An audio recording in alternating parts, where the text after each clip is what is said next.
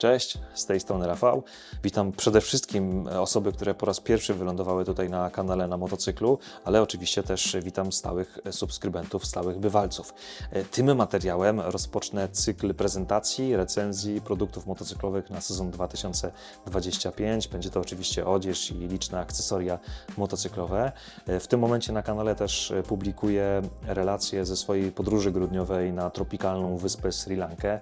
Była to przygoda asfaltowo-offroadowa. Mamy już 3 odcinki opublikowane, będą kolejne, więc zachęcam Was serdecznie do tego, aby śledzić nasze poczynania, naszą podróż. Natomiast tym materiałem otwieram oczywiście ten nowy cykl i pierwszą nowością, która tak naprawdę w Defenderze się pojawiła, bo ja współpracuję z tym sklepem, pojawiła się Rukka Venture, rękawica sportowo-turystyczna i dzisiaj o tym produkcie chcę Wam trochę opowiedzieć. Jak jest skonstruowana, jakie technologie w sobie ta rękawica kryje i komu bym rekomendował taki właśnie produkt. Jeżeli nie jesteście konkretnie tylko taką rękawicą zainteresowani, to i tak myślę, że warto zostać ze mną, dlatego że dowiecie się tak naprawdę, czy Gore-Tex można wykorzystać z grzanymi manetkami, bo to jest takie pytanie, które gdzieś tam często się pojawia na forach i w sieci. Zapraszam serdecznie na dzisiejszy materiał. Rukka Venture to sportowo-turystyczna rękawica i jak tak na nią patrzę, to trochę mi przypomina Viriuma 2.0, który już jest w kolekcji Rukki, czyli taką rękawicę turystyczną, ale tekstylną. Tutaj mamy rękawicę, która w głównej mierze została wykonana ze skóry naturalnej, ze skóry koziej. Są tutaj pewne elementy tekstylne. To jest materiał tekstylny, który jest stretchowy. Materiał, który znany jest właśnie z Viriuma 2.0, myślę, że to jest dokładnie ten sam materiał. I ten materiał tekstylny mamy tutaj na palcach, mamy tutaj przy nadgarstku, zaraz za protektorem i również mankiet od wewnętrznej strony również został z tego materiału zrobiony. Ten materiał elastyczny pozwala bardziej komfortowo korzystać z tej rękawicy. Obsługa klamek z palcami, które są po części z materiału tekstylnego, rewelacja. Samo zginanie tutaj ręki, praca nad garstkiem, dzięki temu, że mamy materiał tekstylny, też dużo przyjemniejsza. Jeżeli chodzi o sam mankiet, dlaczego on tutaj jest tekstylny? No myślę, że celowo Rukka zastosowała taki patent, dlatego że dzięki temu, że mamy tutaj materiał tekstylny, no to łatwiej się ten mankiet po prostu zwija, więc łatwiej dopasować te rękawice niż w momencie, gdybyśmy mieli tutaj pełny mankiet skórzany. Także przede wszystkim chodzi o komfort, o dopasowanie, o pracę w tej rękawicy. Ale oprócz tego no, musimy pamiętać o tym, że mamy tutaj membranę Gore-Tex, która jest wodoodporna, oczywiście oddychająca i wiatroszczelna. Ale pojawia się tutaj wentylacja. Po co nam wentylacja w rękawicy, która jest z membraną Gore-Texową, która z zasady jest wodoodporna, oddychająca, ale wiatroszczelna? Po co tutaj wentylacja? Chodzi o to, żeby dzięki tej wentylacji lepiej odprowadzać wilgoć, czyli po prostu, żeby ta rękawica lepiej oddychała. Więc może się okazać, że po prostu w lecie, pomimo tego, że mamy tutaj dość szczelną membranę Gore-Texową, będzie nam w miarę komfortowo. Tym bardziej, że w tej rękawicy nie ma ocieplenia. Tutaj mamy tylko membranę Gore-Texową i delikatną podszewkę, która dobrze odprowadza wilgoć, ale nie ma żadnego ocieplenia. Ta rękawica będzie świetna na wiosnę, na jesień, niekoniecznie w takie bardzo, bardzo chłodne dni, wtedy może być niewystarczająca, ale może się również okazać, że w trasę, w lecie, w wysokich temperaturach ta rękawica też świetnie się sprawdzi. Natomiast jeżeli ktoś chciałby zabrać taką rękawicę jako rękawicę miejską, do użytku miejskiego, na krótkie odcinki, to nie polecam. Lepiej wybrać na przykład Riumy z Rukki, które w ogóle nie mają membrany, są bardzo przewiewne, bardzo wygodne rękawice. Ale wróćmy do samej membrany Gore-Texowej, bo mamy tutaj rękawicę, która właśnie z tą membraną jest. Została ona wykorzystana, ta membrana Gore-Texowa, w technologii Gore Grip. Ja przy okazji prezentacji Viriumów 2.0 dokładnie pokazywałem, jak to działa, na czym polega ten Gore Grip. Ale pokrótce na poczet tego materiału Wam powiem, że chodzi o to, że w rękawicach motocyklowych z membraną Gore-Tex ta membrana nie jest zlaminowana z warstwą wierzchnią. Mamy tutaj po prostu membranę Gore-Texową, która jest w formie rękawicy, która jest włożona do tej rękawicy i została zespolona, połączona specjalnym spoiwem właśnie z tą warstwą wierzchnią. Dodatkowo później jeszcze wyściółka została włożona i też zostały te elementy ze sobą połączone tym specjalnym spoiwem. I to jest ta technologia Gore Grip, więc Co to dało? To dało, że te warstwy nie przesuwają się między sobą, więc dużo bardziej komfortowo się korzysta z tej rękawicy, jakby to była jednowarstwowa rękawica.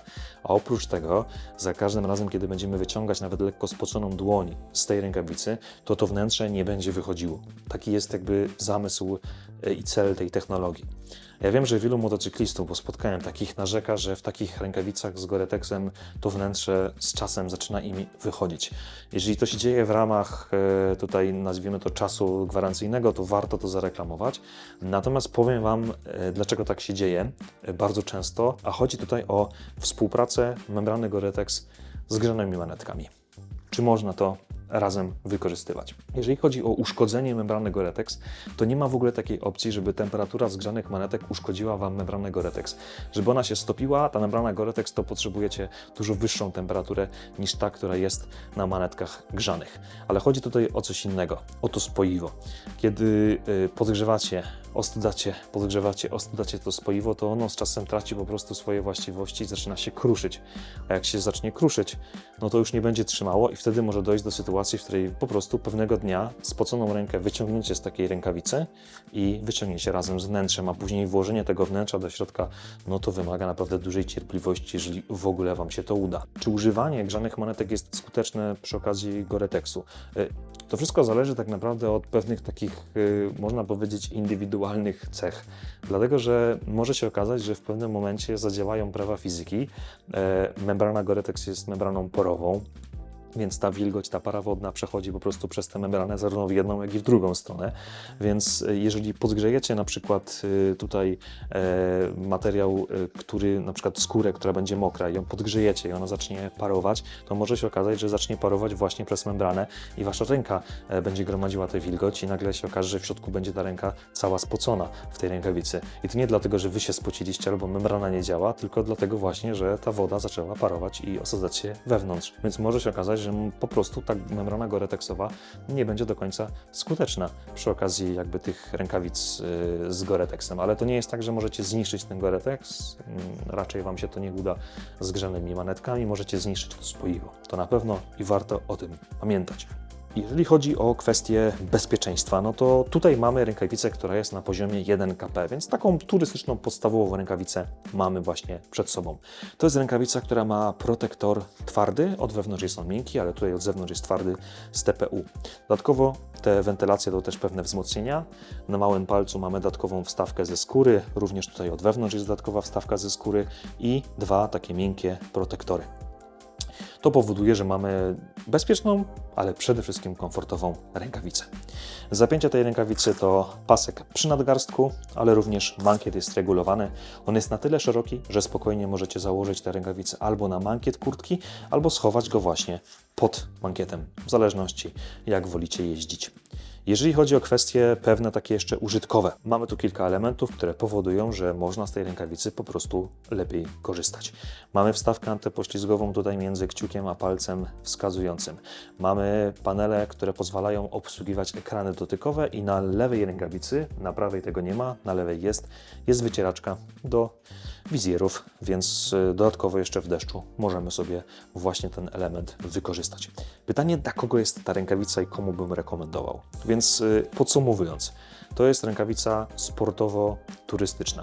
To jest rękawica, która jest rękawicą skórzaną, trochę bardziej elegancką, trochę bardziej odporną na ścieranie niż na przykład rękawica Virium 2.0, ale jest to rękawica, która potrzebuje na pewno trochę większej pielęgnacji i dbania o nią, dlatego że mamy tu jednak skórę naturalną. Więc jeżeli ktoś chce z nich długo korzystać, no to warto, żeby jednak, tym bardziej jeżeli jeździ w ciężkich warunkach, żeby jednak zadbał o tę rękawicę i odpowiednio ją pielęgnował odpowiednimi środkami. Tutaj na przykład środki do czyszczenia skóry na polskiego producenta Roberta Ozona może się okazać, że będą tutaj zbawienne. Jak tak patrzę na te rękawice i na konstrukcję i patrzę na to, że no nie ma ocieplenia, to myślę, że w większości przypadków, jeżeli ktoś nie jest jakoś zbytnio wymagający, jeżeli chodzi o ciepło, to na wiosnę pojeździmy spokojnie całą wiosnę w tej rękawicy Dzięki temu, że jest tutaj membrana, będzie nam bardzo wygodnie. Pojeździmy również na jesień, w takich skrajnie niskich temperaturach wiosną i jesienią. Może być ta rękawica niewystarczająca, bo nie ma tutaj ocieplenia żadnego, ale dzięki temu ona jest lepiej dopasowana. I czy możemy taką rękawicę wykorzystać w lecie? Myślę, że tak, ale jeżeli ktoś planuje trasę motocyklową, jakąś dłuższą, turystyczną, to wtedy ta rękawica jak najbardziej może być cały czas, myślę, że wykorzystywana. Jeżeli będzie cyrkulacja tutaj powietrza, to nie zgrzejemy się nawet w wysokich temperaturach, ale na pewno do miasta nie brałbym tej rękawicy jako tej głównej. Tutaj wybrałbym coś innego, na przykład Erium od Rukki, która nie ma membrany, jest taką rękawicą z krótkim mankietem, bardzo przewieną, bardzo wygodną. I w ogóle ten Erium plus na przykład Ventur, którego tutaj widzicie, jakbyście mieli te dwie pary, to w ogóle rewelacja, bo możecie obskoczyć cały sezon motocyklowy bez względu na warunki. Rukka Ventur to rękawica, która może nie zwraca na siebie jakoś wybitnie uwagi, nie wiadomo jakimi elementami, ale jest to rękawica, która bazuje na sprawdzonych rozwiązaniach i sprawdzonych elementach.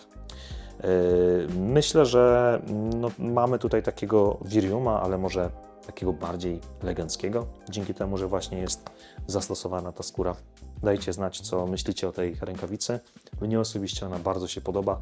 Oczywiście zostawiam linki w opisie do tego materiału, tam możecie sprawdzić ceny i również warianty kolorystyczne. Ja Wam bardzo dziękuję za uwagę i zapraszam na kolejny odcinek, na kolejną prezentację.